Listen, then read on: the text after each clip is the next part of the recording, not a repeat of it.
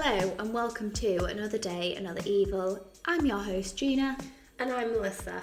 And this week it's my turn. Okay, Gina, so what would you do if you were on the street and you watched someone pull a knife on somebody else? I think I'd quite like to run away. But I would ring 999 and ask for the police. Okay, what about if you were in a restaurant and you saw somebody fall and hit the head and it caused them to be unconscious and bleeding? Call 999 and ask for the ambulance. And what if you saw thick smoke pouring out from your neighbour's house and you could see flames? Call 999 and ask for the fire service? Fire brigade, fire service. Fire brigade. Whichever. So, of course, you'd call 999 here in the UK. In the US, you'd dial 911. And across Europe, you'd dial 112. And then there's obviously other emergency numbers available elsewhere around the world, but we don't have all day to go through them. But did you know that actually the 999 emergency phone number was the first emergency phone number to be introduced across the world? So in today's episode, I'm going to give you a little history about how it came to be, why it's 999, even though it's actually one of the longest to dial on the old school rotary dial phones. Yeah, you'd think that it'd be 111. Yeah. So, on the 10th of November 1935, a fire broke out at a doctor's surgery at 27 Wimpole Street, Marylebone in London. At this time, if you needed the emergency services, you'd need to contact an operator who would then be able to put you through. However, this system is a bit like any system now where you need to contact a company and you get put in a queue. So the operators had no way of knowing that you required the emergency service, so you were just in a queue. So when the fire broke out on Wimpole Street, a neighbour tried to phone for the fire brigade, but he was in a queue, just couldn't get through. I've seen some conflicting information there. There's not a lot actually about this particular incident, more just that this was the catalyst for it. Right. So obviously, if there's a fire raging in a building, you need the fire brigade out ASAP. Literally every second counts. So eventually the fire service were contacted another way, and I'm assuming somebody just had to run and alert them. Nice. So it depended on how healthy your citizens were as to how fast they could run. Yeah, and I guess how close you were to the fire station. Yeah. By the time that the fire service were contacted, it was too little too late. Fireman Leonard Tobias tried to rescue the inhabitants, but sadly 5 women died. Now, I've only managed to find the names actually in one report, so I'm hoping that this report is accurate. Okay. But these were Julia Franklin, aged 55, Elizabeth Caroline Dunkley, aged 55, Lily Hannah Brooke, aged 47, Alexandrina Lamont, aged 22, and Evelyn Hardy, aged 15. So following the tragedy, one neighbour, I'm not sure if this is the one who tried to call for the fire service or a different one, but whoever it was absolutely furious about the situation and the deaths, and they wrote to the editor of the Times, and this in turn prompted a government inquiry, which in turn then resulted in the emergency number being created. Yeah. Now this is the thing that I actually found really interesting, and as I alluded to at the start, have you ever wondered why we dial 999 rather than 111, which of course would be the shortest on those old school rotary phones? I used to love them. We used to have one in the living room and I used to always play with it. I know. I remember and it. For anybody who is too young to understand them, Google or search engine, not advertised by Google. However, if Google do want to sponsor us, please do. Yeah, have a look at an old school rotary phone. It's like the kind of classic image of a phone with the handset, which is exactly why you say you hang up the phone, because you physically hung it up on the hook. On the hook, yeah. But they had the numbers around on a dial, and the shortest number, because you put your finger in the hole, you move it to the kind of the end point. Yeah.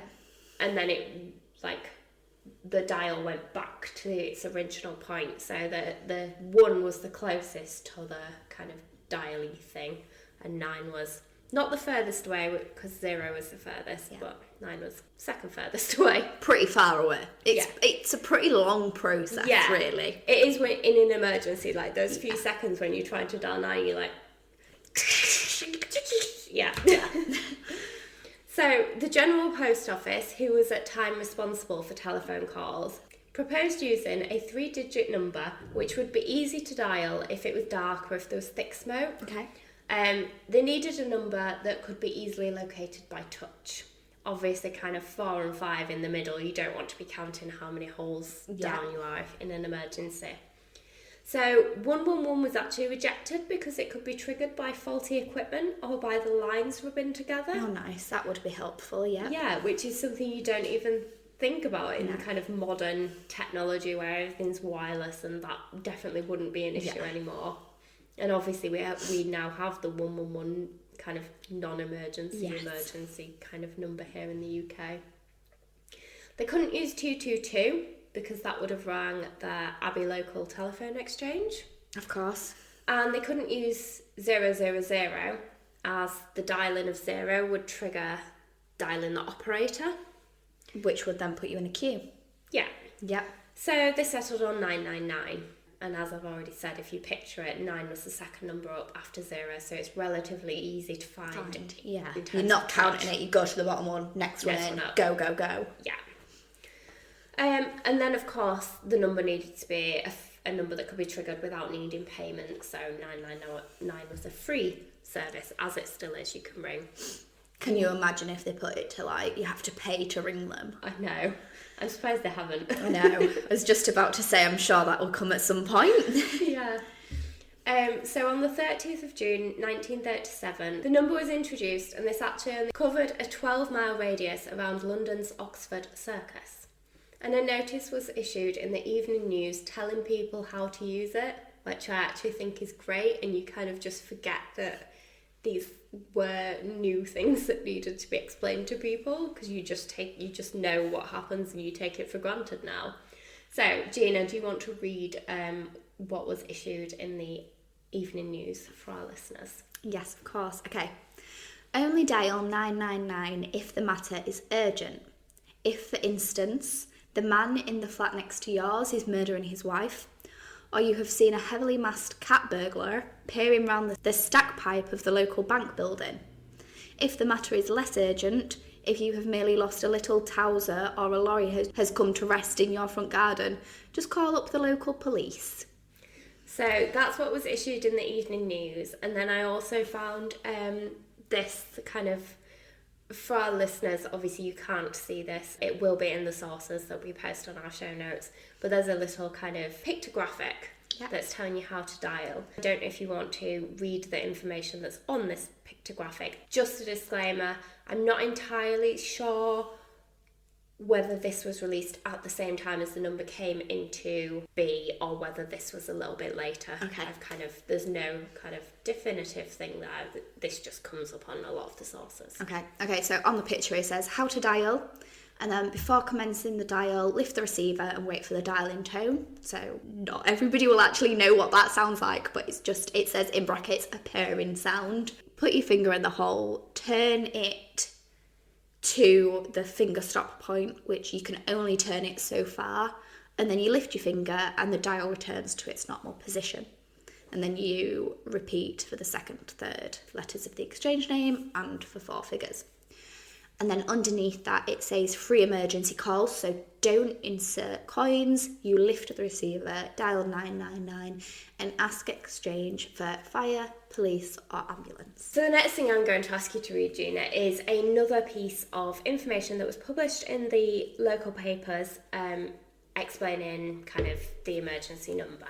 Again, I'm not entirely sure when this one came into being. I've only seen this in one source, but if you are interested, it will be in the sources that we post, so our listeners can definitely go look at that. Yeah, so 999 Landman's SOS. So, if a gunman invades your home in the night, if you wake to find your house on fire, if someone is ill or hurt and an ambulance is needed, rush to the telephone and dial 999. And that's in big capital letters. Just plain 999 will work wonders. As soon as you dial, a big red light will glow in the exchange. A buzz unlike any other will be heard. And the phone girl will drop everything to attend to you, in capitals. The call will be free, and if you are phoning from a call box, there will be no need to put pennies in the slot. But Sir Walter Womersley, the Assistant Postmaster General, yesterday asked the Daily Sketch to urge the public to confine the use of 999 to real emergencies, otherwise its value will be lost. The signal will be available in London only at present, but if it's a success, it will be speedily extended to the larger cities and towns. And for any of our listeners who are interested, there is a great image accompanying this information. It is a guy holding a gun with like an eye mask over it. It's very like old school. Yeah, very 30s. Burglary. Yeah, it's great. I'm shocked he's not in like a stripy yeah, top. Yeah, that's just with like a little bag over his shoulder with a big pound sign on. Yeah, no, it's a great image. So I would definitely recommend taking 5 minutes out of your day to find which source that is from. Yeah, it's funny. So from the operator's perspective, when you dial 999, what would happen in those telephone exchanges, the operator's room? A bright flashing light would be triggered, and as the article alluded to, the phone girl will drop everything for you. So the bright flashing light would indicate that there was an emergency, and then the operator would be able to prioritise these calls, which is what was lacking previously when you were just stuck in a queue. I imagine the men loved that. Yeah. So during the first week, over 1,000 calls were placed to the number. Unsurprisingly, a vast majority of these were hoax calls, as you can imagine, having some free ability to phone a number. Yeah, lots of hoax calls. But a week after the introduction of 999, Mrs. Beard rang the number to report that her husband was chasing a burglar, and 5 minutes later, 24-year-old Thomas Duffy was promptly arrested. Mr. Beard reported to the Times that he was happy with the system, saying, quote, "My wife made use of the new signal which we were instructed to use yesterday on the telephone, and as a result of using that signal, almost instantaneous connection was made with the police station, and in less than 5 minutes, this man was arrested. It struck me, as a householder and a fairly large taxpayer, that we are getting something for our money, and I was very much impressed by it." To be fair, I can imagine that it was groundbreaking. Literally groundbreaking. Like nowadays, like it's really hard to imagine how big that must have been. Yeah. But like to have to pay to make all your calls, which obviously you don't see the gravity of that nowadays because you're not paying and then making your phone call. You're kind of paying, a lot of people pay your subscription, or you kind of put a bulk amount on, and you don't see that money kind of go as much. No. Whereas, and like on phone contracts now, you get free texts and free calls. They're not free. You prepaid for them basically, but yeah. So I can imagine that was such a big thing. Kind of getting to pick up the phone, dial this number, and be immediately dealt with. Yeah, and one thing that I saw in my research was them saying that actually a lot of police stations didn't have phones in them because there was such a negative attitude towards the introduction of like the police service. They saw it as too authoritative and kind of too taking away people's freedoms and kind of too abusive, if you like, of the public. So a lot of police stations were reluctant to even have a telephone in them. So, and there was a lot of scepticism about this system, which nowadays you can't even imagine them. Like you just take it for granted that this exists, and if you need them, despite the fact that now there's obviously all the issues with wait times and getting them to you, but that's a separate issue. You take for granted that it is available and we do have a system in place. And especially in the UK, we take it massively for granted because we don't pay for that system at all. No. In terms, obviously we pay our taxes and everything. Yeah. But we don't then pay for the care that we receive from that. Whereas in the US, I can imagine it's slightly different with them then. Particularly with healthcare. Especially healthcare, obviously. Once you've got the free service of 911 and got the help, you pay for the ambulance, you pay for that help in the ambulance, you pay for them to come out to you, you do pay for that service retrospectively. Yeah. So in 1938, the system was then introduced in Glasgow, Scotland, and of course then World War II broke out, so this prevented the system being rolled out any further. But following the end of the war, it was introduced in Birmingham, Bristol, Edinburgh, Liverpool, Manchester and Newcastle in 1946, and then all major towns had it by 1948. Surprisingly though, the entirety of the UK did not have the emergency 999 system until 1976. And this was when all telephone exchanges actually became automated. So that kind of enlisted that altogether once it became automated. Yeah. And in 1986, 999 was introduced to mobile phone users. Now, of course, over 30 million emergency calls are placed every year, and it's all due to a single house fire which killed 5 people and pissed off a neighbour who was furious that had been held up in a telephone queue. It is just amazing to see how one single event and one person really triggered such a amazing system to come out of it. Yeah, and you just don't even think about it nowadays because like I keep saying, you do take it for granted. 100%. And you just know to ring 999, and if you're in the States it's 911, and kind of everybody knows 911 because it's so, everything's Americanized nowadays. But the fact that so prevalent in mainstream culture, isn't it? But but then this is why we had 999 was because of the telephone wires. Like it would trigger odd things could happen with the wires touching each other if you dial one, so that's why we have 999, which is so interesting. Because in Europe it was 112. Which again would make sense because that is a quickest number. On after 111. Old school rotary phones. Old school. I know. So Brilliant. Well, thank you for telling us about the introduction of 999 because it is, like you say, it's fascinating. It is fascinating, and it's important that you kind of recognise all these things that have happened for stuff like that to be in place.